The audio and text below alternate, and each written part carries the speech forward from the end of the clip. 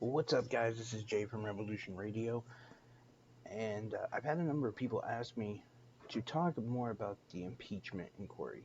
I did one episode, I think, about it, and we've talked about it a little bit, but not really in depth, and partially because it's ongoing and it's kind of a broken record, honestly.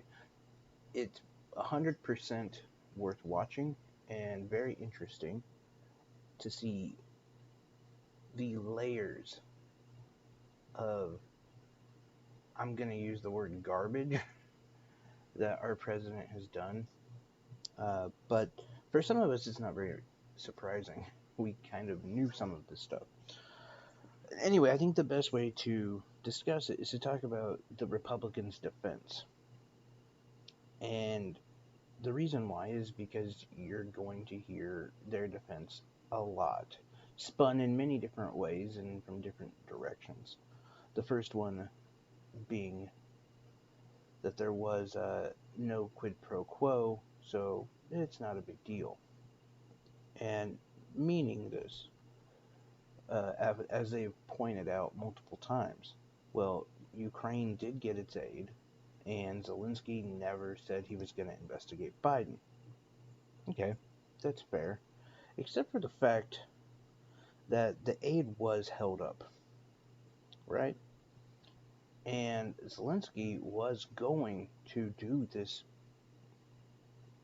announcement for CNN. But days before he did it, the aid got released. And what's important on both of those is the story broke that the aid was being held up prior to both of those things happening. So it was kind of like, if you're about to steal something and you hear someone yell across the room, maybe it's not at you, but it was enough to make you go, oh, someone's here. Same kind of thing. There was already people talking about it, and that was enough for them to say, yeah, we shouldn't do this. Now, interesting, I've had people say that they believe it was kind of the establishment standing up for Joe Biden in trying to save his face. Because, look at it this way, if they would have let it happen, they just monitored the situation and said, okay, we're going to wait for Zelensky to make that announcement, and then we'll watch the aid come out. They would have Trump dead to rights, and there wouldn't be much of an argument. But they didn't want there to be confusion about Biden's involvement in Ukraine. That's a theory, by the way. Some people are probably right about that. So other people are saying it came out and it was really the media who pushed it. If it hadn't got leaked to the media, they would have sat on it for a while until all those things unfolded. Regardless, it kind of doesn't matter because, as Juan Castro in the impeachment hearings have said, is attempted murder still a crime? Is attempted robbery still a crime? Yeah, and they are. You can't go to someone's house, shoot at them, and if you miss, just act like nothing happened. No, you're in trouble. So that's the first one. The other one is kind of legalese, where they're saying it's hearsay. We don't, well, they said this, they said that. It's unclear. And this one I think is probably the weakest defense because of how many witnesses are coming forward and talking about it. Now, if they had only a couple people, then okay. But almost every ambassador involved, everyone involved in the phone call, they all are saying the same thing.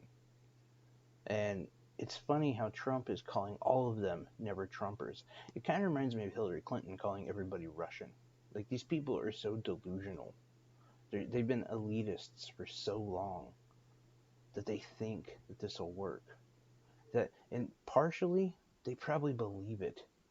They probably believe that they are so great that, oh, they just don't like me as a president. They're never Trumpers.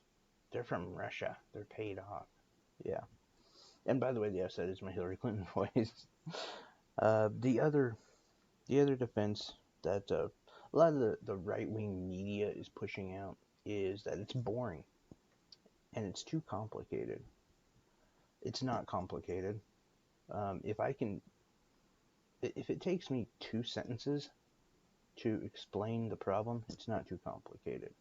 I think this is a way that they are marginalizing the average American, and they want them to be, um, as Nixon used to say, stupid, stoned, and drunk.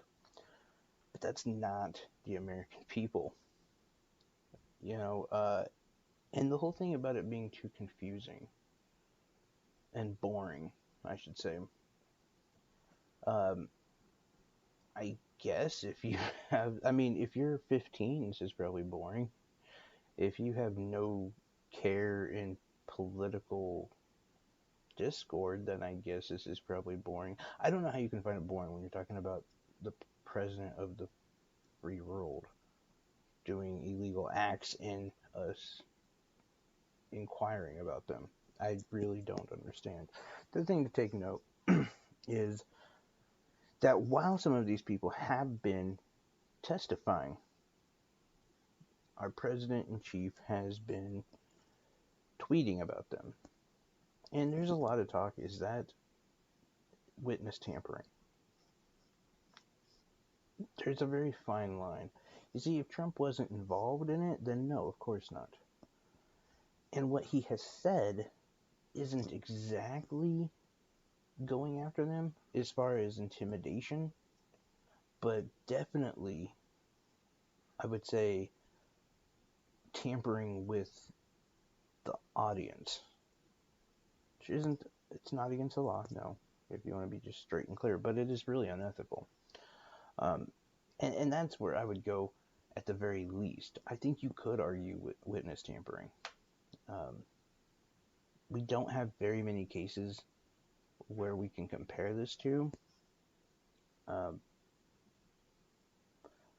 but I do think that there's more to it than that, than just a, well, he has his right to free speech. Of course he does. Of course he does. But as we know, there are consequences for our actions. And tweeting things that are smearing about somebody, to the point of all deeming them one certain group and demonizing them, yeah, that's on a really thin line.